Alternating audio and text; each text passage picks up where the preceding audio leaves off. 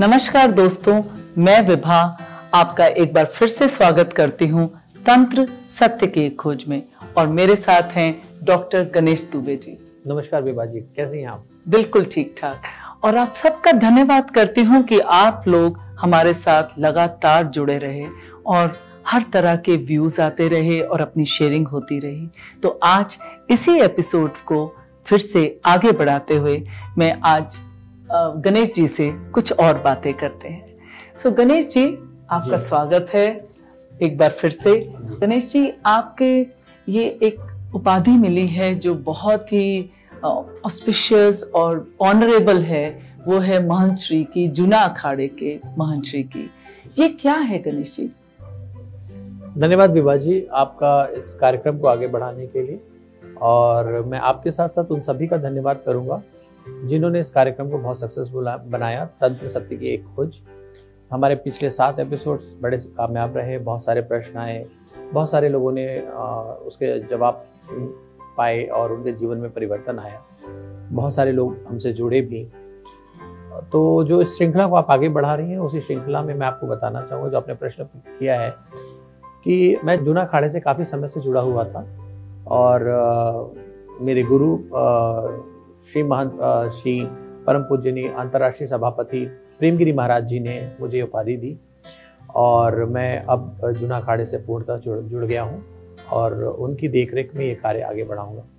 पर मैं अपना जो उद्देश्य है, तंत्र के विषय में जो भ्रम है, जो भ्रांतियाँ हैं, उनको दूर करने का कार्य मैं करता रहूँगा। ऐसा मुझे मेरे गुरुदेव की आज्ञा भी है और ईश्वर की आशीर्वाद और कृपा भी है। बहुत बहुत धन्यवाद एंड आपके सफर के लिए सबकी शुभकामनाएं। गणेश जी, पिछले एपिसोड में आपने बताया कि कई तरह की परंपराएं हैं और उनकी मान्यताएं हैं। तो कौन कौन सी परंपराएं हैं और उनकी क्या मान्यताएं हैं? देखिए, हमारे यहाँ ना कई आदिकाल से ना कई परंपराओं का विस्तार और वर्णन किया गया है। जैसे कि मूलतः अगर हम बात करें तो दत्त परंपरा है जो भगवान श्री दत्तात्रेय के ऊपर स्थापित हुई है। फिर शैव परंपरा है जो भगवान शिव पर है। फिर वैष्णव परंपरा जो विष्णु जी पर है। गणपत परंपरा है जो भगवान गणेश पर है। सौम्य परंपरा भगवान सूर्य पर है। ऐसी अन्य कई परंपराएं हैं, जैसे नाथ संप्रदाय है गोरक्षनाथ जी और मचेंद्र नाथ जी पर जो आगे बढ़ी। तो ऐसी कई सारी परंपराएं हैं, पर मुख्यतः जो भारतवर्ष में प्रचलन में देखी जाती हैं उनमें दत्त परंपरा है, नाथ परंपरा है, वैष्णव परंपरा है। ये 3-4 परंपराएं जो हैं मुख्यतः देखी जाती हैं और इनके अखाड़े भी हैं, इनकी संस्थाएं भी हैं और इन्हें लोग अपने जनमानस जीवन में भी प्रयोग करते हैं। और ये नाथ परंपरा क्या है? नाथ परंपरा आदि गुरु प्रथम गुरु जो थे भगवान शिव ने मच्छिंद्र नाथ जी के स्वरूप लेकर जब परंपरा का विस्तार किया और इसमें नवनाथ आते हैं। नवनाथों में सबसे प्रमुख गोरखनाथ जी का वर्णन मिलता है, जिनका नाम आप सबने जो सुना ही होगा और हम सब गोरखनाथ जी के विषय में जानते ही हैं। तो ये नवनाथों की परंपरा थी। ये बाद में इसमें कहा जाता है नवनाथ, फिर 84 सिद्ध आए, फिर अनंत कोटि सिद्धों के विषय में भी बात की जाती है। ये सिद्धों की सबसे पहली और पुरानी परंपरा है। कहते हैं नाथ सृष्टि के पहले से हैं और सृष्टि के बाद तक नाथ रहेंगे। इस परंपरा का जो आविर्भाव है, जो इस परंपरा का जो प्रारंभ है, ये भगवान शिव और पार्वती अभयनाथ और आदिनाथ के रूप में उन्होंने शुरू किया था। बाद में इस परंपरा को मच्छिंद्र नाथ जी ने आगे बढ़ाया। उनके परम शिष्य गोरखनाथ जी ने इस परंपरा को और विस्तार दिया। आज नाथ परंपरा हर घर में है, पूरे विश्व में लोग इसे जानते हैं, इसके विषय में जानकारी रखते हैं। अगर योग की बात करें तो नाथ योग जो है वो सबसे पुराना योग है। बट ये आज अगर हम बात करें नाथ परंपरा की, तो एक आम आदमी के जीवन में इसका क्या महत्व है? देखिए, यम नियम प्रत्याहार अहिंसा के विषय में बताया जाता है। प्लस नाथ परंपरा के कुछ ऐसे नियम हैं जो अगर हम अपने जीवन में उतार लें, उनसे हमारे जीवन में बहुत विस्तार परिवर्तन आ सकता है। और अगर मैं देखूं, अगर मैं महाराष्ट्र जाता हूं, राजस्थान जाता हूं या पंजाब जाता हूं, तो वहाँ हर घर में नाथ परंपराओं की पूजाएं होती हैं। 12पंथी नाथ, 12.5पंथी नाथ परंपराएं हैं। तो कोई ना कोई किसी न किसी परंपरा से जुड़ा हुआ है। अगर महाराष्ट्र के घरों में जाएं तो वहाँ पे नवनाथ चरित्र अक्सर लोग पढ़ते हुए मिलते हैं। वहाँ पर मैंने देखा है कि घरों में नवनाथ की उपासना होती है, नवनाथ चरित्र पढ़ते हैं, नवनाथ वर्णन करते हैं। तो महाराष्ट्र, राजस्थान और हिंदी स्पीकिंग स्टेट जितने भी हैं, वहाँ पर नाथ परंपराओं का काफ़ी विस्तार देखा गया है। इवन साउथ में भी नाथ परंपरा का विस्तार देखा जाता है। तो ये 12.5पंथी नाथ परंपरा जो है पूरे भारतवर्ष में है और उनके बताए हुए जो छोटे छोटे शाबर मंत्र हैं, टोने टोटके हैं, हम अपने जीवन में उतार सकते हैं। क्या ये परंपराएं प्रांत के हिसाब से भी हैं या एक कॉमन फैक्टर है? देखिए, प्रांत के हिसाब से इनका वर्णन मिलता है।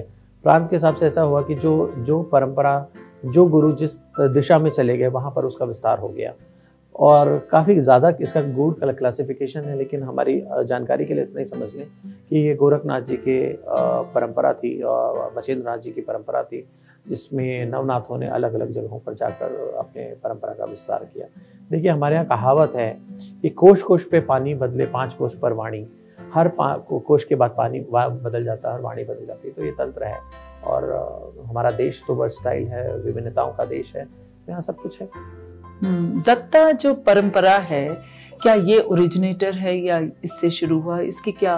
देखिए, दत्त परंपरा भगवान श्री दत्तात्रेय की परंपरा है। ये जब प्रादुर्भाव हुआ भगवान दत्तात्रेय का महाराष्ट्र में, तो उनके देख रेख में, उनके निरीक्षण में ही परंपराएं आगे बढ़ी। कहते हैं दत्त परंपरा के अंदर ही नवनाथ परंपरा भी आती है, और दत्त परंपरा एक अलग परंपरा भी है जो महाराष्ट्र में चलती है, जिसमें स्वामी समर्थ, गजानन महाराज जी ऐसे कई सिद्ध हुए और जिन्होंने इस परंपरा को आगे बढ़ाया। तो दत्त चरित्र, दत्त परंपरा एक अलग वो है, जहाँ पर भगवान दत्तात्रेय के त्रिमूर्ति स्वरूप को, जहाँ ब्रह्मा विष्णु महेश तीनों का ही कॉम्बिनेशन माना जाता है, उनकी परंपरा को आगे बढ़ाया गया। वहाँ पे दत्त चरित्र के विषय में बात की जाती है, दत्त स्रोत के बारे में बात की जाती है, दत्तात्रेय प्रभु के छोटे छोटे प्रयोगों के बारे में बात की जाती है, और लोगों को काफ़ी लाभ मिलता है दत्त परंपराओं में। तो ऐसी बहुत सी विशेष परंपराएं हैं जो हमारे जीवन में परिवर्तन लाती हैं। गणेश जी, मैं ये पूछना चाहूंगी कि ये जो दत्ता परंपरा है, क्या ये शुरुआत है? Is this the originator? I mean, what exactly it is? Dattatreya Vijayatram. Vijayatram word सिर्फ दत्तात्रेय प्रभु के साथ इस्तेमाल होता है, और ये जूना अखाड़े का मूल मंत्र भी है। पर दत्त परंपरा की बात करें तो दत्त परंपरा तंत्र के ओरिजिनेटर माने जाते हैं, और पर यह है कि इसका विस्तार जो है महाराष्ट्र के कुछ क्षेत्रों में ज़्यादा हुआ, और वहाँ से जो है ये बढ़ते बढ़ते पूरे भारतवर्ष में आ गया। लेकिन देखिए, दत्त परंपरा जो है वो बात करती है दत्त संप्रदाय की, और जहाँ पर दत्त के बताए हुए नियमों का पालन किया जाता है।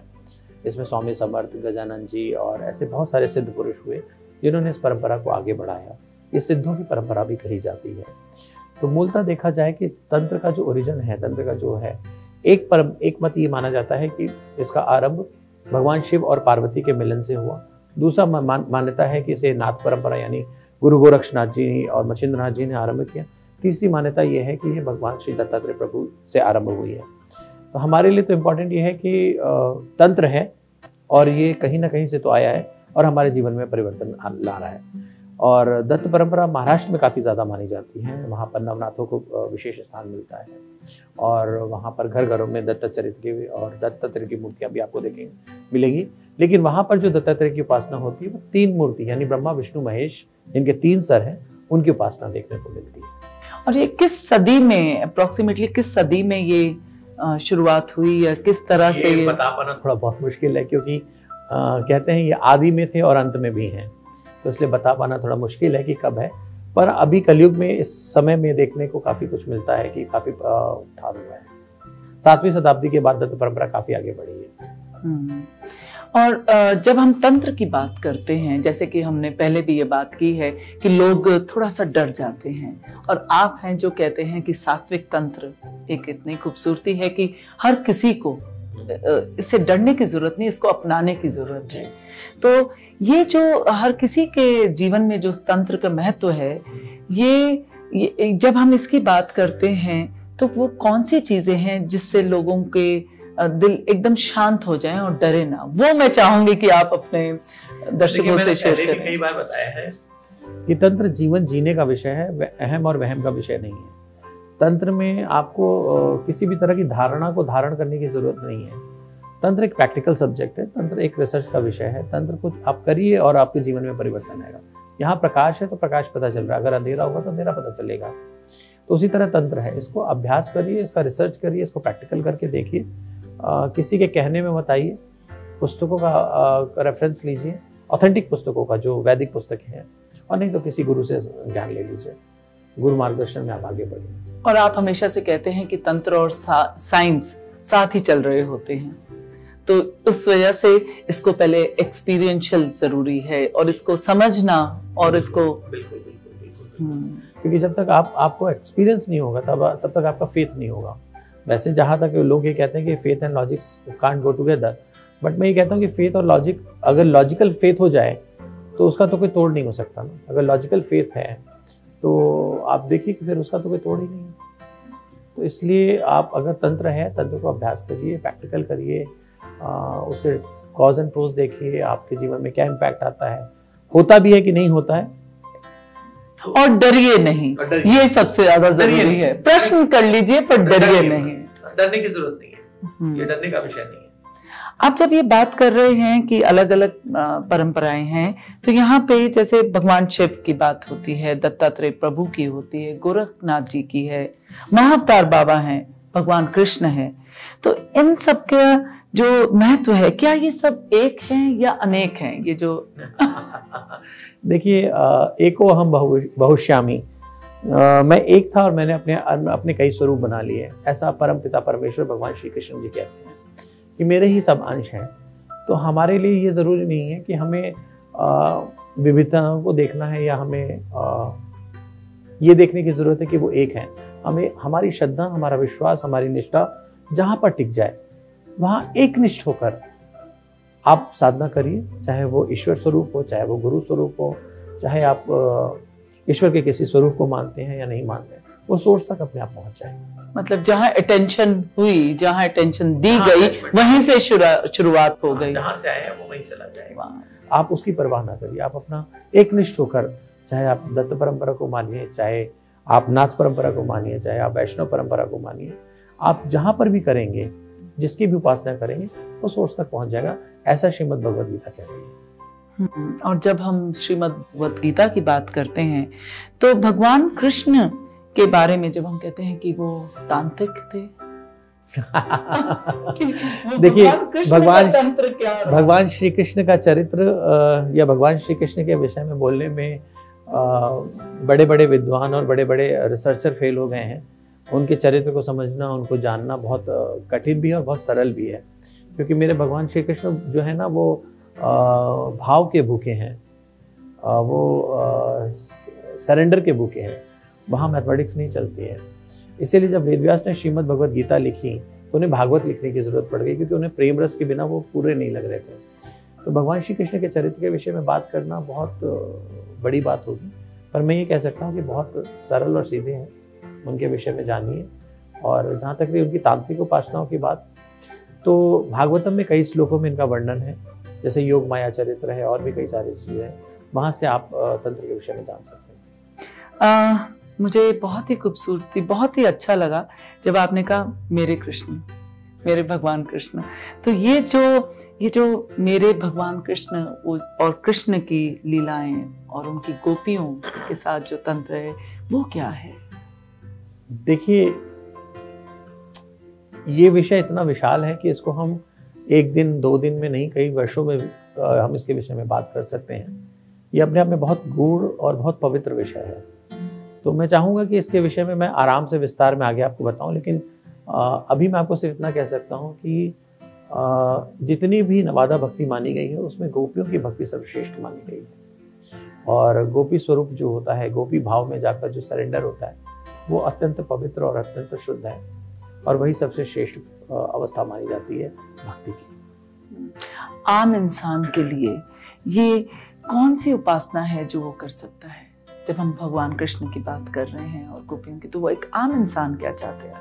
देखिए, भगवान श्री कृष्ण कहते हैं, अनन्यास चिन्तयन्तो माम ये जना परिपासते तेषां नित्ययुक्ता नाम योग क्षेमम वहाम्यहम्। आप अनन्य हो, भक्त बन जाओ मेरे, सब कुछ छोड़ दो, सब कुछ मेरे ऊपर सरेंडर कर दो, I will take care of everything. पर उसके साथ साथ वो एक बात और कहते हैं कि सर्वधर्मान् परित्यज्य मामेकं शरणं व्रज अहम तम सर्व पापाभ्यो मोक्षयामि मा शुचि। सभी धर्मों का त्याग करके तुम मेरी शरण में आओ। अब धर्म कौन से? हिंदू मुस्लिम सिख ईसाई की बात नहीं करते, क्योंकि जब ये वचन कहे गए थे, जब गीता का प्रादुर्भाव हुआ था, तब कोई धर्म नहीं था, तब सिर्फ एक ही सनातन धर्म था। तो उस समय तो उन्होंने इन धर्मों का रेफरेंस दिया ही नहीं। उन्होंने धर्म की बात की थी कि पति का धर्म, पिता का धर्म, पुत्र का धर्म, सांसारिक धर्मों से आप मुक्त होकर आओ, व्यवहारिक धर्मों से, सांसारिक और उनसे मुक्त होकर आप आओ तो मैं आपको मुक्ति दूंगा, आपके पापों को क्षमा करूंगा, आपको मोक्ष दूंगा, लेकिन सर्वधर्मानि परित्यज्य माम एकम शरणम व्रज, तभी जाकर आपको मुक्ति और साधना मिलेगी। तो भगवान श्री कृष्ण ने बहुत स्पेसिफिक कहा है। और जहां तक रही उनको रिझाने और मनाने की बात, तो वो कहते हैं पत्रम पुष्पम फलम तोयम, पत्रम पत्ता तोड़ कर ले आओ, फूल ले आओ, पुष्प ले आओ, पानी ले आओ, आपके पास जो है वो लेकर आओ, समर्पण और श्रद्धा के साथ आओ, मैं उसे स्वीकार करूंगा। मैं विराट स्वरूप में हूं, लेकिन मैं हर कण में हूं। वासुदेव सर्वमिति, वासुदेव हर जगह है, यत्र तत्र सर्वत्र है वो, पर उसको जानना पड़ेगा। वाह, जब हम श्री कृष्ण की बात करते हैं तो ब्रज भूमि तो सामने ही है, उसका क्या महत्व है और क्या कैसे वो हम कृष्ण और ब्रज भूमि को हमेशा साथ लेते हैं। विभा जी, ये अच्छी बात नहीं है, आप धीरे धीरे ना मेरी आत्मा को छूने जा रही हैं, जहां पर ब्रज और ब्रज भूमि की बात होती है। ये बड़ा गूढ़ विषय है और मैं बहुत प्रसन्न होता हूँ इसके विषय में सोच कर, विचार कर। बात करने के सामर्थ्य तो रहता नहीं है, आपका चेहरा खिल गया है गणेश जी। देखिए, ब्रज के बारे में मैं नहीं कह सकता हूँ कि ब्रज वो धरा है जहाँ पर मेरे श्री कृष्ण ने भगवान राधा रानी के साथ और अपनी सारी लीलाएं की। और ब्रज में मथुरा है, वृंदावन है, गोवर्धन है, गोकुल है, नंदगांव है, बरसाना है, बहुत 84 कोस का ब्रज है और साधु संतों की भूमि है। भक्ति पूर्ण तभी होती है जब वो ब्रज में प्रवेश कर जाती है, उससे पहले वो भक्ति नहीं रहती है। तो भक्ति जब ब्रज में प्रवेश कर जाती है तो वो पूर्ण हो जाती है, और जब वो पूर्ण हो जाती है तो श्रेष्ठ हो जाती है। और ब्रज के बाद जो वृंदावन, उसमें आकर्षण कौन पूरे सा, क्या खींचता है? पूरे शरीर में जो हृदय है वो वृंदावन है। कहते हैं कि मथुरा के कृष्ण अलग हैं, वृंदावन के कृष्ण अलग हैं। तो कृष्ण जो वृंदावन पहुंचे तो वहाँ प्रेम रस आ गया, वहाँ महारस रास आ गया, वहाँ प्रेम रस का प्रादुर्भाव हो गया, वहाँ कृपा बरस गई। इसके विषय में हम आने वाले जो हमारे कार्यक्रम हैं उनमें और चर्चा करेंगे, पर मैं आपको सिर्फ इतना ही कह सकता हूँ कि वृंदावन और महारास, अगर इसको किसी ने समझ लिया और गोपी भाव को किसी ने समझ लिया, उसका मानव जीवन पूर्ण हो गया। बहुत ही अच्छा लगा आज आपसे बातचीत करते हुए। तो दोस्तों, महारास और वृंदावन और श्री कृष्ण, इसके बारे में और भी जानेंगे और हमारे साथ जुड़े रहिए और देखिए कि अगले एपिसोड में श्री गणेश जी क्या क्या रास खोलते हैं और रास लीला के बारे में बताते हैं। धन्यवाद। धन्यवाद। मैं चलते चलते आप सबको सिर्फ एक टिप दे सकता हूँ। मैं गोवर्धन दास ब्रज की भूमि से मैं आपको सिर्फ इतना ही कह सकता हूँ कि जीवन में कभी भी मानसिक कष्ट आए, कभी भी आपके जीवन में कोई दुविधा आए, आपको रास्ता ना मिल रहा हो, तो भगवान श्री कृष्ण की कृष्ण चालीसा का 7 पाठ 40 दिन तक कर लीजिए, आपके जीवन में क्लैरिटी आ जाएगी। इसी विचार के साथ, इसी अनुभव के साथ मैं अपनी वाणी को विराम देता हूँ विभा जी के साथ। तंत्र सत्य की एक खोज में मैं गोवर्धन दास। जय श्री कृष्ण। जय श्री कृष्ण। नमो नमः।